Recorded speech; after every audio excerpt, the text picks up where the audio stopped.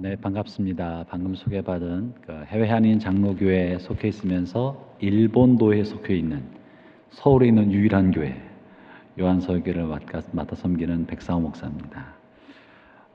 저의 처가가 토론토에 있어요. 그래서 이번에 총회 참석하고 돌아가는 길에 장인어른께서 93세 되셔서 연로하시고 귀국하기 전에 장인어른께 인사도 드려야 되겠다 싶어서 토론토에 들리게 되었는데 이렇게 여러분을 또 이렇게 만나게 되어서 영광스럽고 감격스럽습니다. 다시 한번 인사드리겠습니다. 반갑습니다. 제가 토론토 영락교회 유서 깊은 교회에서 설교하게 되었다고 아내한테 얘기했더니 제 아내는 이 토론토 지역에서 부교육자로 좀 있었던 경험이 있습니다. 그래서 아내한테 어떻게 내가 이민자분들에게 어떤 말씀 전하는 게 좋겠나 그랬더니 아내가 하는 말이 토론토 영락교회 송 목사님은 설교도 잘하시고 훌륭한 인품을 갖고 계신 훌륭한 분이시기 때문에 당신이 설교를 잘해서 성도들에게 은혜 줄 생각하지 말아라.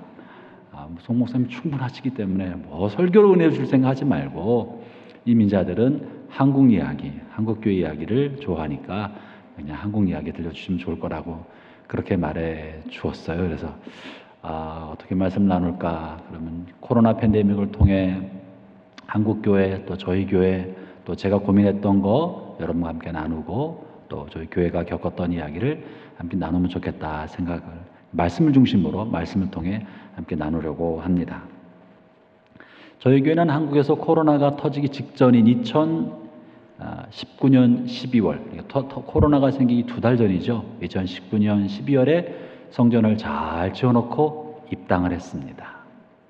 그리고 2달 만에 코로나가 터지고 2월달 아시다시피 대구 신천지 집단 감염 사태가 생기면서 신천지 교인들이 흩어져서 이제 개교에 들어가서 어려움을 줄 거다라고 해서 문을 걸어 잠그고 신천지 출입 금지뿐 아니라 새가족 출입 금지, 성도들에게 전도하지 마세요.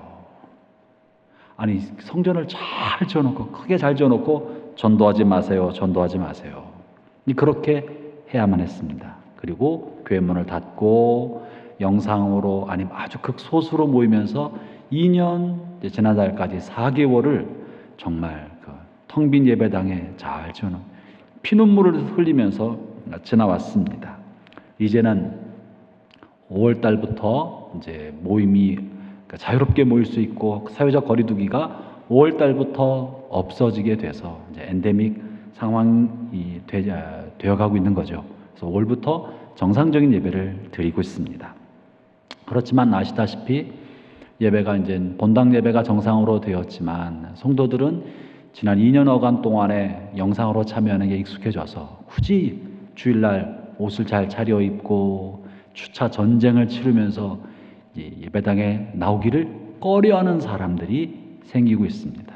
그래서 애를 쓰고 있지만 아마 전체적으로 한국교회가 30%의 성도들은 본당에 나오지 않고 있고 우리 교회도 예외 없이 한 30% 정도는 나오지 않고 있습니다. 어떻게 해야 우리가 다시 공동체를 회복하고 성전 예배를 회복하고 예배당에서 교제하고 나누고 함께 식사 나누면서 그래서 몸된 공동체 회복할 것인가가 심각한 고민입니다. 그러던 어간에 아시는 분도 계실지 모르겠지만 지난 4월 국민보의 한 칸에 대국민 여론조사한 게 실린 바가 있었습니다. 국민일보가 GNCOM 리서치의 조사를 의뢰해서 3월 31일부터 4월 4일까지 한국의 전국 성인 남녀 1000명을 대상으로 조사한 바 기독교에 대한 대국민 이미지 조사 결과가 발표되었는데요. 조사 결과에 의하면 한국 사회에서 한국 교회에 대한 신뢰도가 18.1%라고 합니다. 18.1%. 코로나 2년 전인 2019년에 비하면 무려 13.7%포인트가 떨어진 겁니다. 작년에는 한국교회에 대한 신뢰도가 21%였는데 올해 18%, 2020년도에는 32%였습니다. 한국 사회에서 교회에 대한 신뢰도가 10명 중에 한 명도 교회를 신뢰하기 어렵다라고 보고 있다는 거예요. 와, 이렇다면 어떻게 이 사회에서 전도를 할 수 있을까? 이거는 큰일이다. 이제 한국 사회는 유럽 교회처럼 정말 급속한 쇠락기를 맞고 있구나. 코로나 팬데믹을 지나면서 여러 가지 사건이 간에 벌어지면서 이제 전도도 문이 닫히고 신뢰도도 추락하고 어떻게 이것을 회복할지가 심각한 고민입니다. 게다가 교회를 잘 지어놓고 이거 어떻게 해야 성전의 빈자리를 채울지 저는 담임 목사로서 아주 고통스러운 시간을 지금 보내고 있습니다. 어떻게 하면 교회 잃어버린 신뢰를 회복하고 교회가 교회다움을 회복하고 그리스도의 영광스러운 그리스도의 몸된 교회 공동체의 영광을 그리스도를 알지 못하는 세상 사람들에게 드러낼 것인가? 매우 고통스럽게 이런 고민을 하고 있습니다. 그러던 와중에 하나님께서 어느 날 본문 말씀을 통해서 저에게 무거운 도전의 말씀을 주셨습니다. 본문의 말씀은 인류가 타락한 다음에 아담과 하와가 타락한 다음에 첫 번째 등장하는 내용이 창세기 4장입니다. 이 본문은 어쩌면 타락한 인류를 회복시키려는 하나님의 구속의 은총, 그 방법이 본문 안에 게시되어 있고 그것을 통해서 인간은 어떻게 반응했으며 하나님의 뜻을 어떻게 찾아가야 되는데 그것을 실수했는지가 본문에 또한 묘사되어 있습니다. 잘 아는 것처럼 본문에 있는 핵심적인 사항은 타락한 인류가 하나님께 제사를 드림으로 하나님과의 관계를 회복시켜 나가는 일을 시작했다는 것을 말해줍니다. 그들은 제사를 통해서 하나님과 교제를 계속 나누고자 하였고 하나님을 섬기는 삶을 살고자 하였던 것입니다. 그들은 제사라는 예배를 통해 하나님을 기억하고 그들이 지은 저지른 죄에 대하여 참여하고 용서를 받으며 하나님과의 관계를 만들어가는 일을 하고 있었던 것이죠. 오늘 본문의 핵심은 그래서 하나님과 타락한 인간 사이에서 가장 중요한 일은 하나님께 예배드린 일이다. 사람은 예배를 통해 하나님과 회복이 일어난다. 모든 것이 다 무너져도 하나님이 우리에게 원하시는 본질적이고 핵심은 하나님을 향한 예배다. 이것이 창세기 4장이 말해주고 있는 내용인 것입니다. 예배야말로 모든 사역보다 우선하는 첫 번째고요. 옛 어르신들이 말씀하신 것처럼 교회는 그리고 믿음의 성도들은 예배드리는데 목숨을 걸었다. 그런데 우리가 코로나 팬데믹을 지나면서 6.25 전쟁 포탄이 떨어지는 속에서도 예배당에 모여서 예배하는 것을 멈추지 않았는데 이 팬데믹이라고 전염병이라고 예배당에 나오는 일을 멈추고 있었으니 이거야말로 빨리 돌이켜야 할 일이다 라고 이 비통한 마음을 갖고 계시는 교회 어르신들이 원로 목사님들이 많이 계시더라고요. 그러면 우리가 어떻게 해야 하나님을 향한 올바른 예배를 드릴 수 있을까요? 이것이 또한 저의 고민이었습니다. 본문에는 아담과 하와의 두 아들 가인과 아벨이 하나님께 예배를 드리는 것을 보여주고 있는데요. 불행하게도 한 사람이 드린 예배는 하나님이 연락하셨지만 또 한 사람이 드린 예배는 하나님이 연락하지 않으셨다는 것입니다. 모든 예배를 다 받으시는 것이 아니라 하나님이 받으시는 예배가 있고 하나님이 안 받으시는 예배가 있다는 것이 본문이 말해주고 있는 굉장히 중요한 내용입니다. 그러면 우리는 어떻게 해야 하나님이 받으시는 예배, 하나님이 연락하신 예배, 이왕이면 하나님이 연락하시는, 나는 열심히 예배 드렸는데 하나님이 받지 않으신 예배를 드리면 어떡하겠습니까? 본문은 하나님이 받으신 예배와 받지 않으신 예배에 관한 이야기를 해주고 있는 것입니다. 얼핏 본문을 보면 하나님이 받으신 예배와 받지 않으신 예배, 다시 말하면 가인의 예배와 아벨의 예배의 차이는 그들이 드린 예물의 차이인 것처럼 보입니다. 가인은 땅에 솟아놓을 하나님 앞에 예물을 드렸고 아벨은 가축의 피와 가축의 고기로 하나님 앞에 예배를 드렸는데 제사를 드렸는데 하나님이 아벨 것만 받고 가인 것을 안 받으신 걸 보니까 하나님이 받으시는 예물, 하나님이 받으시는 예배의 방법이 따로 있는 것 아닌가 하는 생각을 갖게 만들어 줍니다. 그러나 레위기를 잘 살펴보면요, 레위기에는 곡식으로 드리는 예배도 존재한다는 것을 알게 됩니다. 그렇기 때문에 가인이 드리는 곡식의 예물 자체는 아무런 문제가 없습니다. 하나님이 받으시는 예물 중에 하나인 것입니다. 그러면 뭐가 잘못됐을까? 본문을 한번 다시 읽어보면서 본문에서 참으로 하나님께서 오고는 우리 세대에게 하나님께 드리는 예배에 관해서 말씀하고자 하실 때 말씀하시고자 하는 얘기가 무언가 한번 찾아볼 필요가 있습니다. 4절과 5절을 우리 같이 한번 읽어보도록 할까요?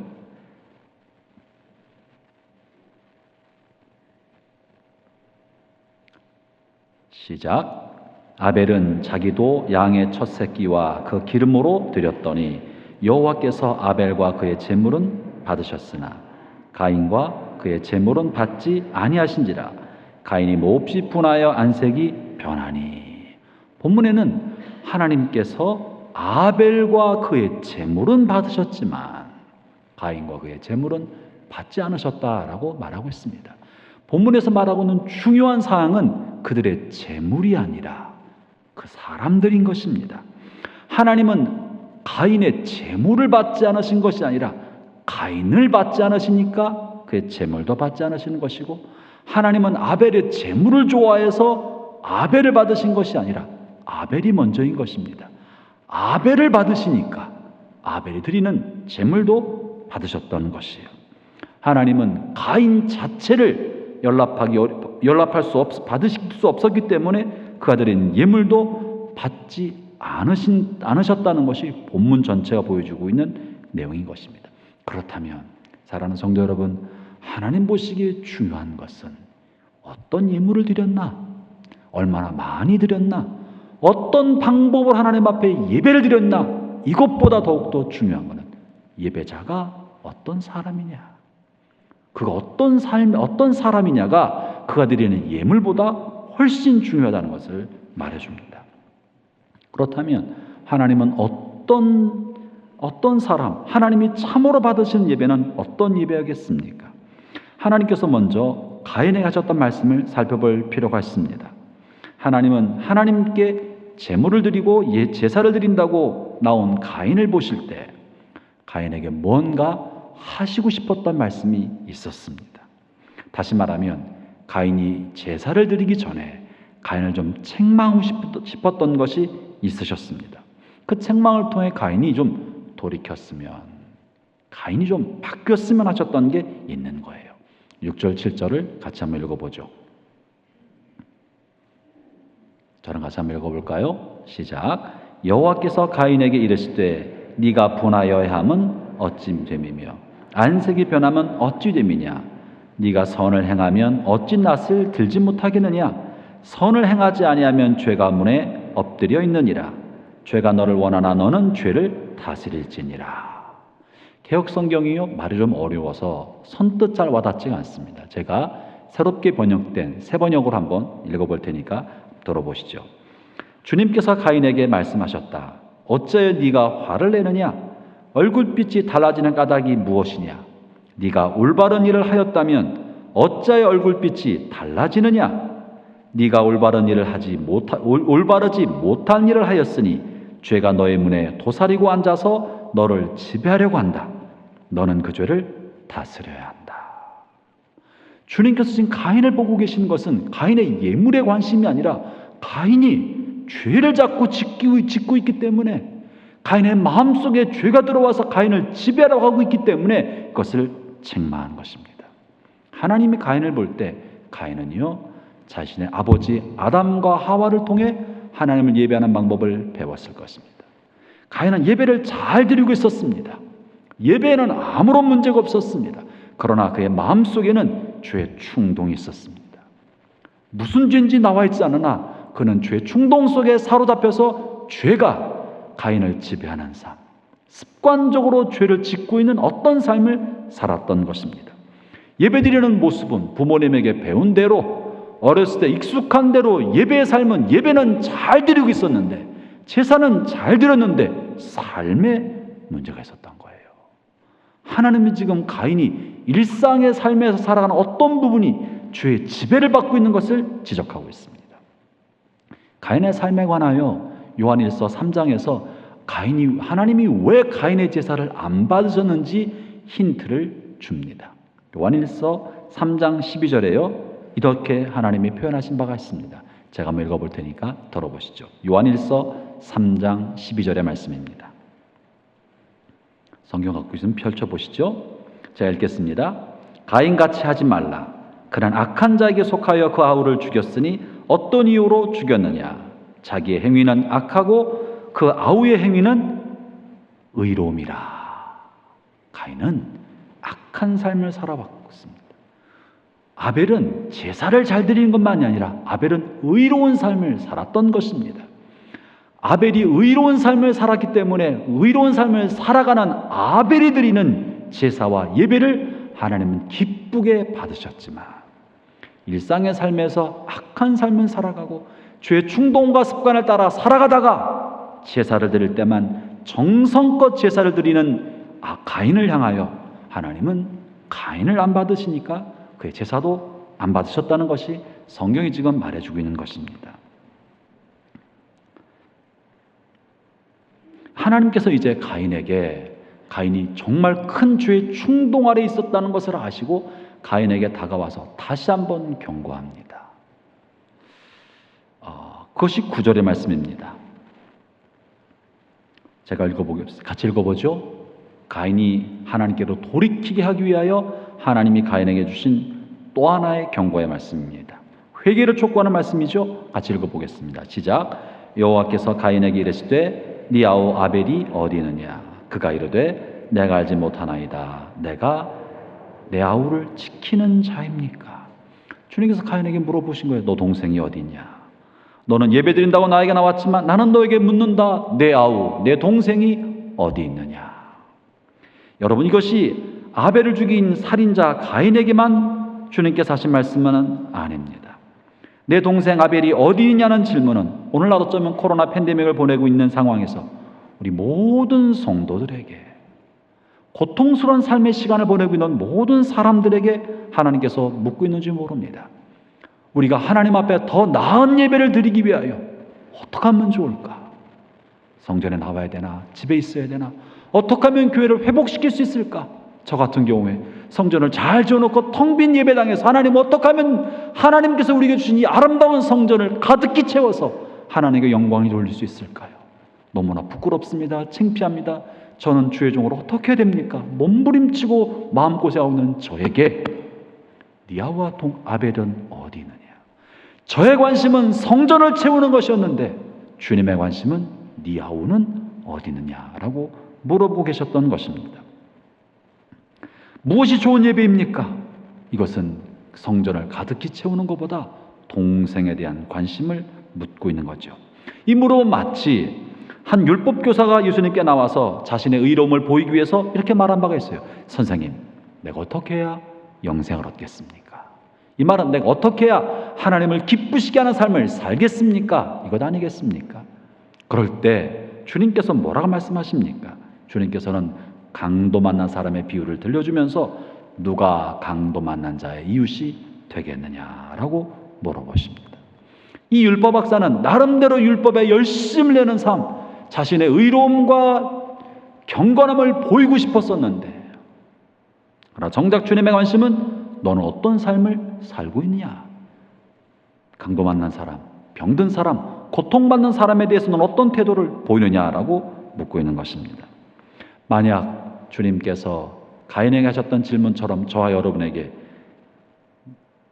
이런 질문을 던지신다면, 네 아우가 어디 있냐? 오늘날 팬데믹을 겪으면서 고통받고 있는 너희 주변 사람들이 지금 뭐하고 있느냐 물으실 때, 가인처럼 주님, 내가 내 이웃을 돌보는 사람입니까? 내가 내 동생이나 지키는 사람입니까? 라고 대답한다면 여러분 아마 직접적으로 아벨을 죽인 사람은 아니겠지만 하나님을 참으로 예배하는 사람은 아니라는 것을 말해줍니다. 하나님 지금 가인에게, 그리고 창세기 4장을 읽는 모든 그리스도인에게 말씀해 주시는 것은 예배를 회복하고 교회 공동체성을 회복하려고 몸부림치는 사람들에게 죄를 짓지 말라는 말이 아니라, 하나님을 기쁘시게 하는 참된 예배는 어떤 의식에 참여하거나 예배당에만 머무는 것이 아니라 일상의 삶에서 고통받고 있는 아벨을 돌보는 것. 참다운 예배는 의식이 아니라 삶이라는 것을 말해주고 있는 거예요. 이 율법학자에게 영생을 얻는 방법을 물어보는 그에게 주님께서는 영생을 얻은 사람의 삶은 어떤 것이어야 하는지를 말해준 것과 같은 것입니다. 사랑하는 성도 여러분, 예배는 하나님을 섬기는 것입니다. 그래서 예배를 서비스라고 하지 않습니까? 예배는 섬김입니다. 이 섬김은 두 가지 차원이 있죠. 하나는 하나님을 향한 섬김이요, 또 하나는 사람을 향한 섬김입니다. 하나님을 향해 올바로 섬기는 사람은 사람들을 향해서 또 올바른 섬김으로 반드시 열매가 나타나야 한다. 이것이 창세기 4장에서 보여주는 참다운 제사, 참다운 예배의 의미인 것입니다. 가인이 아벨을 사랑하지 않고 하나님을 사랑한다고 하는 것은 거짓입니다. 가인이 동생 아벨을 돌보지 않고 아벨을 섬기지 않으면서 하나님을 섬기며 예배한다고 말하는 것은 거짓이요 위선인 것입니다. 그래서 하나님께서는 가인의 예배와 예물을 받지 않으셨습니다. 그리고 물어보신 거예요. 내 아우 아벨은 어디 있느냐? 예배의 섬김은 하나님을 향할 뿐만 아니라 형제와 자매, 이웃을 향해야 합니다. 그것이 온전한 예배의 모습이요, 교회가 교회다워지는 길입니다. 저는 코로나 팬데믹을 지나면서 어느 날 하나님 앞에 이 창세기 4장 말씀을 붙들고 하나님이 제 마음에 큰 도전을 주셨습니다. 그래, 내가 붙들어야 할 것은 예배당에 출석하는 성도들의 숫자가 아니고 이 비어있는 예배당을 구원받은 성도로 가득히 채우는 그것만이 아니라 성도들 하여금 삶의 예배를 살게 만들어주는 것이 내가 할 일이구나. 그리고 하나님께서 교회에 원하시는 것도 사람으로 가득 찬 교회만이 아니라 세상을 섬기는 교회의 온전한 모습을 갖추는 것이겠구나 하는 마음의 깨달음을 주셨습니다. 그래서 코로나 기간 동안에 어떻게 그러면 우리 교회는 세상을 섬길 수 있겠습니까? 씨름하고 기도하는 중에 하나님 제 마음속에 제가 속한 자양동인데요, 잠실역 위에 있는 자양동에 저희 교회가 있습니다. 자양동에 있는 미자립교회에 대한 생각을 주셨어요. 정부에서 계속해서 영세 소상의 문제들이 언론을 통해 계속 나오고 그들이 고통받는 모습을 계속 보여주고 있는데 제 마음 한구석에서는 고통받고 있는 사람들은 영세 소상인들 뿐만 아니라 미자립교회, 겨우 한 영혼을 붙들고 씨름하면서 왔다가 교회 문을 닫고 교회 안에서 예배를 드릴 수 없게 된 미자립 상가교회들이 마음에 들어온 거예요. 내가 먼저 우리와 함께 하나님 나라를 이끌고 갈 동역자들이 하나인 이 자양동, 내가 속한 동네에 살고 있는 미자립교회를 먼저 돌보는 것이 동생을 돌보는 형의 마음이겠구나, 이런 마음을 주셨습니다. 그래서 코로나 첫 해 2020년도에 저의 자양동에 속해 있는 미자립교회 쫙 동사무소에서 명단을 파악해 보니까 한 30여 개 가까이 되더라고요. 다 레터를 보냈어요. 겨울철 고생이 많으십니다. 어려움 줄 압니다. 저희가 미미하나마 여러분과 함께 동역하는 마음으로 겨울철 난방비를 지원해 드리려고 합니다. 했더니 20여 개 교회 중에서 21개 교회가 찾아왔어요. 그분들에게 적지만 겨울철 난방비를 드리고 또 떡 한 상자를 해서 떡도 드리고 교인들이랑 나눠 드시라고, 또 모여서 식사할 수 없었기 때문에 포장된 설렁탕을 하나씩 나눠드렸어요. 그분들이 오셔서 하신 말씀이 지금까지 목회를 몇 년 해왔지만 옆교회에서, 한 동네는 옆교회에서 자신들을 챙겨준 사례가 유례가 없다는 거예요. 너무너무 힘들었는데 내가 힘든 모습을 알아주는 교회가 있다는 것이 위로가 되었습니다 하면서 하나같이 그런 말을 해서, 그래, 주님께서 그렇게 말씀해 주신 게 맞구나 싶은 생각이 들었습니다. 그리고 한 해가 지나서 작년에 또 한 번 자양동에 있는 미자립교회, 상가교회, 작은 교회를 또 초청해서 난방비를 드리고 또 식사 대접을 하고 작은 선물을 드렸습니다. 1년 사이에 자양 1동에서 3개에서 4개 교회가 문을 닫았습니다. 렌트비를 감당하지 못해서 목사님들이 택배를 띄고 또 주로 택배를 많이 띄시더라고요. 택배를 띄면서 근근히 이어가고 있다가 버티지 못해서 문을 닫는 교회가 우리가 속한 동네 한 군데에서만 4개, 3개인가 4개인가 나왔습니다. 그래서 이분들을 좀 위로해 주는 것이 더 좋겠다. 또 한 번 모임을 갖고 교제하고 그분들의 애환을 쭉 함께 들었더니 정말 눈물을 흘리지 않고는 들을 수 없을 만한 이야기들을 많이 해주셨습니다. 올해는 좀 이분들을 자주 만나서 함께 도울 수 있는 길이 뭘까? 또 교제를 나누려고 하고 교제하려고 생각합니다. 그리고 또 하나님, 우리가 세상을 섬기는 방법은 뭡니까? 고민하고 있는 중에 코로나 팬데믹으로 고통받고 있는 것은 사람들만이 아니다. 하나님이 주신 자연이다. 이 마음을 주셨습니다. 자연이 인간이 남획하고 함부로 하고 파괴하기 때문에 자연이 몸살을 겪고 있는 것을 알게 만들어 주셨습니다. 그렇다면 우리가 섬겨야 될 것은 사람만이 아니라 자연을 섬겨야 되겠구나. 하나님 만드신 자연 환경을 섬기는 것이 하나님 오늘날 코로나 팬데믹 동안에 교회에게 주신 하나님의 메시지구나. 이 마음이 들어서 작년에 우리가 해마다 저희는 수련을 하는데 전교인 수련회를 온라인 수련회로 하면서 온라인 환경 수련회라는 걸 열어봤습니다. 온라인 환경 수련회는 저녁 시간에는 온라인으로 집회를 하고 낮에는 교인들한테 목장별로 가족 단위로 저희 교회 앞에 한강변이 있거든요. 한강에 가서 휴지 줍기, 아차산에 올라가면서 산에 있는 떨어진 휴지 줍기, 그리고 수련회 기간 한 주간 동안에 가능하면 자동차를 이용하지 않고 대중교통을 이용하든지 걸어다니면서 탄소 배출을 줄이기, 쓰레기 분리수거 철저히 하기, 일회용품 쓰지 않기, 장바구니 이용해서 시장 보기, 이래서 환경에 버려지는 쓰레기를 최소한으로 줄이고 하나님 우리가 맡긴 자연을 최선을 다해 돌보자. 이것이 세상을 섬기는 교회 역할이 아닐까. 성도들에게 나누고 수련회를 그렇게 한 것입니다. 했더니요, 우리 성도들이 너무너무 좋아해요. 그래서 이 이야기를 작년 말에 자양동에 있는 중형교회, 저희 교회 규모의 목사님들에게 쫙 나누었어요.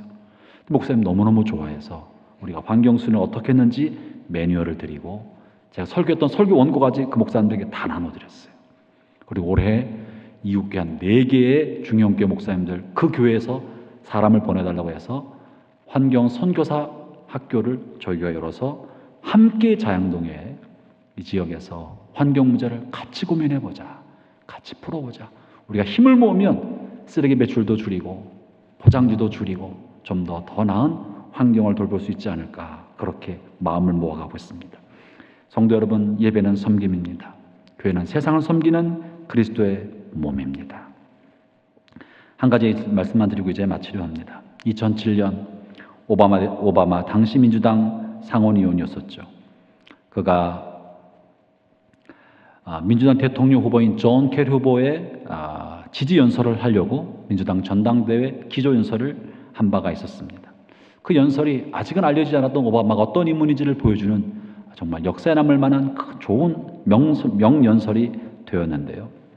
그가 했던 그 지지 연설 한 토막에 이런 내용이 있었습니다. 너무 잘 알려진 이야기인데 제가 다시 한번 소개합니다. 저는 우리 모두가 하나로 묶여 있다는 믿음이 있습니다. 만일 시카고 남부에 글을 읽지 못하는 소년이 있다면 그 아이가 제 아이가 아닐지라도 그건 제 책임입니다. 만일 어딘가에 약값을 지불하지 못하는 노인이 약값과 월세 사이에서 고민하고 있다면 그분이 제 할아버지 할머니는 아닐지라도 제 삶마저 가난하게 됩니다. 만일 어떤 아랍계 미국인이 정당한 법적 절차 없이 체포당했다면 그것은 저의 시민권에 대한 위협입니다. 오바마가 여기까지 연설했을 때 당시 많은 청중들이 일어나 환호하기 시작했습니다. 소리 지르고 큰 박수가 터져나오기 시작했습니다. 사람들이 생각할 때 지도자가 우리의 마음과 어려움을 이해하고 있는 사람이구나, 이런 느낌을 받았던 거죠. 오바마는 계속 설교를 이어갔습니다. 저는 다음과 같은 근본적인 믿음이 있습니다. 저는 제 동생을 지키는 자입니다. 저는 제 여동생을 지키는 자입니다. 이것이 바로 이 나라를 움직이게 하는 힘입니다. 바로 이 믿음 때문에 우리 각자가 개인적인 꿈을 추구하면서도 미국이라는 하나의 가족으로 뭉칠 수 있게 줍니다. 여기서 40대 젊은 지도자가 이렇게 말하는 거예요. 저는 제 동생을 지키는 사람입니다. 아랍계 미국인이 시민권의 위협을 받을 때, 노인이 가난해서 약값과 월세를 가지고 고민하고 있을 때 나는 내 형제를, 나의 동생을 지키는 사람입니다. 이것이야말로 창세기 4장에서 말해주고 있는 바 참다운 예배가 무엇인지, 하나님을 섬기는 길이 무엇인지를 보여주는 작은 메시지가 아닌가 싶은 것입니다. 저는 오바마의 신앙에 관해 논하려고 생각이 없고 오바마의 정치적 입장에 관해서는 관심이 없습니다만 그가 표현한 이 한 구절은 성경적이다. 사랑하는 형제자매 여러분, 우리 모두는 서로를 돌보는 사람으로 존재해야 합니다. 우리는 모두는 서로를 지키는, 나는 내 동생을 지키는 사람으로 존재해야 합니다. 코로나 팬데믹으로 많은 사람들이 어려움을 겪고 있고 고뇌를 겪고 있고 경제적으로 정서적으로 외롭고 우울함을 겪고 있는 사람들이 적지 않다고 합니다. 많은 연세 많으신 어르신들은 양로원에서 가족을 만나지 못하고 운명하신 분들이 적지 않다고 듣고 있습니다. 이럴 때 우리가 서로 돌보는 사람으로, 내가 내 형제를, 내 동생을 지키는 사람으로 존재할 때 비로소 교회는 이 세상을 향하여 교회의 영광, 세상을 돌보는 그리스도의 몸의 영광을 회복하고 하나님을 올바르게 섬기는 삶의 예배를 드리는 경건한 그리스도의 모습을 세상에 보여주지 않을까. 이런 일이 반복되고 깊어질 때 비로소 세상 사람들은 이제 교회가 세상에 관해 책임적 삶을 살려고 할 때 교회가 세상을 향해 들려주는 메시지를 귀를 기울이고 듣게 되지 않을까 생각합니다. 토론토 영록교회는 토론토 지역의 어른된 교회고 토론토의 한인사회와 토론토 영적 상황을 이끌어가는 큰 교회입니다. 여러분의 큰 섬김을 통해 이 지역사회가 크게 변화되는 놀라운 역사가 이 지역 안에 나타나기를 축원합니다. 기도하겠습니다.